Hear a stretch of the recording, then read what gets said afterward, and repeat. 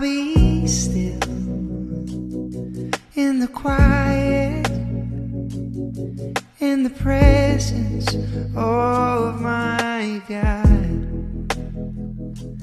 Though I'm weak and fragile,